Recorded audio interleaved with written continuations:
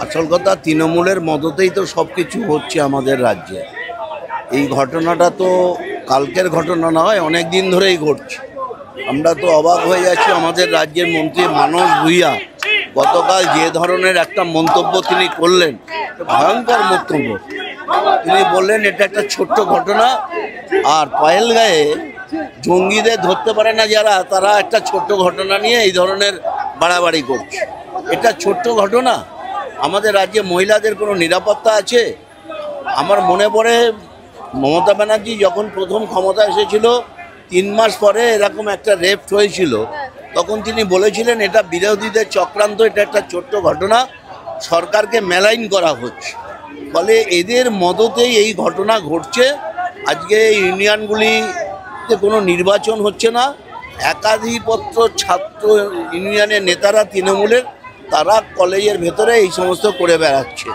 ফলে এই সরকার যতদিন এখানে থাকবে, নারীদের নিরাপত্তা, নারীদের নিশ্চয়তা এখানে থাকবে না। তারা বলছে যে আমরা ধর্ষণের বিরুদ্ধে, আমরা চাই ধর্ষকদের ফাঁসি হোক, ওপেন মঞ্চে ফাঁসি হোক। তারাও বলছে ফাঁসি হবে, এটা তো আইনি ব্যাপার। ফাঁসি হবে, কে অপরাধ করলে হবে, কিন্তু ফাঁসি হওয়ার আগে যে এত বড় অপরাধ করছে, সেই অপরাধটা তারা বন্ধ করতে পারছে না কেন?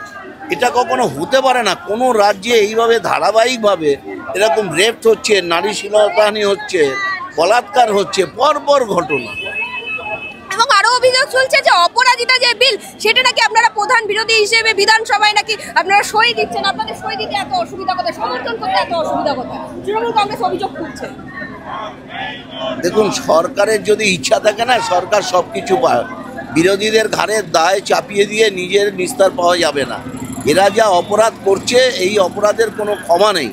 পশ্চিমবাংলার মানুষ আজকে হাড়ে হাড়ে বুঝতে পেরেছে। মানুষ একটা পরিবর্তন চেয়ে বামফ্রন্ট থেকে মুক্তি চেয়েছিল, কিন্তু এখন দেখছে আরো ভয়ঙ্কর বিপদ। ফলে এই জায়গা থেকে মানুষ মুক্তি চাইছে। আরজিকর, তারপরে আবার আমরা দেখতে পাচ্ছি ল কলেজে একের পর এক ঘটনা ঘটে যাচ্ছে, কিন্তু তৃণমূল ডিফেন্ড করছে যে আমরা ধর্ষকদের শাস্তি দিই, জেলে ঢোকাই।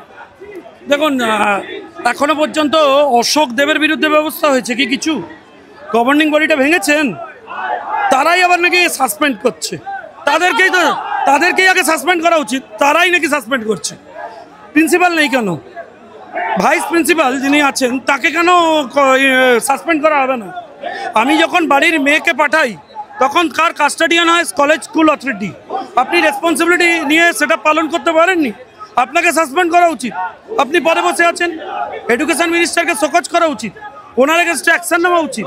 এরা তৃণমূল আবার বড় বড় কথা বলছে। নিজের দলের মেয়েকে নিজের ইউনিয়ন রুমের মধ্যে রেপ হতে হয়েছে। ওর প্রেসিডেন্ট তৃণমূল ছাত্র পরিষদ, ওরা এখনো পদে আছে কেন? ওকে কেন গ্রেপ্তার করা হয়নি? আমি জানতে চাই। আপনারা 10 বছর হয়ে যাবে, তারপর তাকে নিয়ে গিয়ে কলেজে চাকরি দিয়ে দেবেন, সে একটা জালিমাল তৈরি হবে। আজকে 20 বছর ধরে নির্বাচন নেই, ফার্স্ট ইয়ারের ছেলেরা তো এই জন্য তৈরি হতে পারছে না। একদম দাদা, আপনি ছাত্র রাজনীতি করেছেন, আজকে বর্তমানে পশ্চিমবঙ্গের ছাত্র রাজনীতির অবস্থা খুবই খারাপ। কিছু অপরাধীদের ঠেকনাবাজির জায়গা হয়েছে।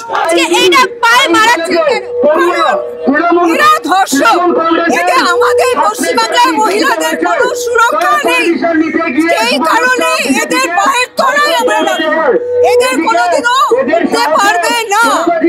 বিজেপি রাজপথে এদের সরাবেই, ওদের পৃথিবী ছাড়তে হবে। কিন্তু প্রত্যেক মাসে একটা করে রেপ হচ্ছে পশ্চিমবঙ্গে, ধর্ষণ হচ্ছে, আটকানো তো যাচ্ছে। ধর্ষণ আটকাবই, বিজেপি ক্ষমতায় আসলে ধর্ষণকে আমরা আটকাবই। আমরা এটা কথা দিচ্ছি, কেউ ধর্ষণ করতে পারবে না, চরম শাস্তি হবে। মমতা ব্যানার্জি যারা ধর্ষক, তাদের কোনো শাস্তি দেন না, সেই কারণে ধর্ষকরা আজকে এই পর্যায়ে এসে গেছে। বিজেপি ক্ষমতায় আসলে এই ধর্ষণ বন্ধ হবে হবে হবে। তৃণমূল কংগ্রেস বলছে যে বিজেপি ধর্ষকদের পদ্মশ্রী দেয়, আমরা জেলে ঢোকাই। বিজেপি পদ্মশ্রী দেয় বলছে, পদ্মশ্রী বিজেপি দেয়। তৃণমূল পদ্মশ্রী দেবেই।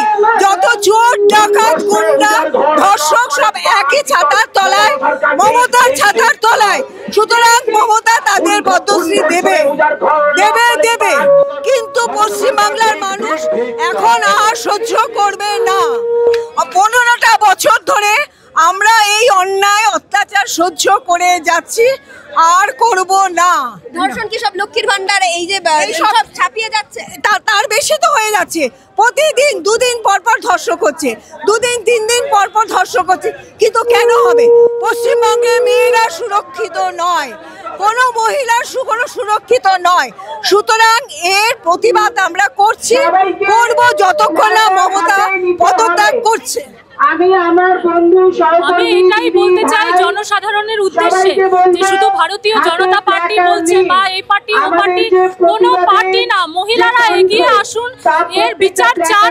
এবং প্রয়োজনে আমি বলবো যেখানে আপনাদের সাথে এরকম ঘটনা ঘটবে আপনারা সেখানে মেরে মরুন, মরতে আমাদের হবে। আমাদের রাজ্যের যা বিচার ব্যবস্থা আমরা কোনোদিন পাইনি, আমরা পাবো না। সুতরাং আমাদের একটা কথাই চিন্তা করতে হবে যে মরতে যদি হয় আমরা মেরেই মরবো। প্রয়োজনে হাতে অস্ত্র তুলে নিন, হাতের কাছে যা পান তাই দিয়ে মারুন, আত্মরক্ষা না। মাথায় এটাই চিন্তা নিয়ে নিন যে আমাদের মরতে হবে, আমরা মেরে মরবো, যাতে আগামী দিনের ভবিষ্যৎ যে সুরক্ষা আমরা পাইনি সেই সুরক্ষা পায়। আমার এর থেকে বলার আর কিচ্ছু নেই। আমি জনগণকে এটাই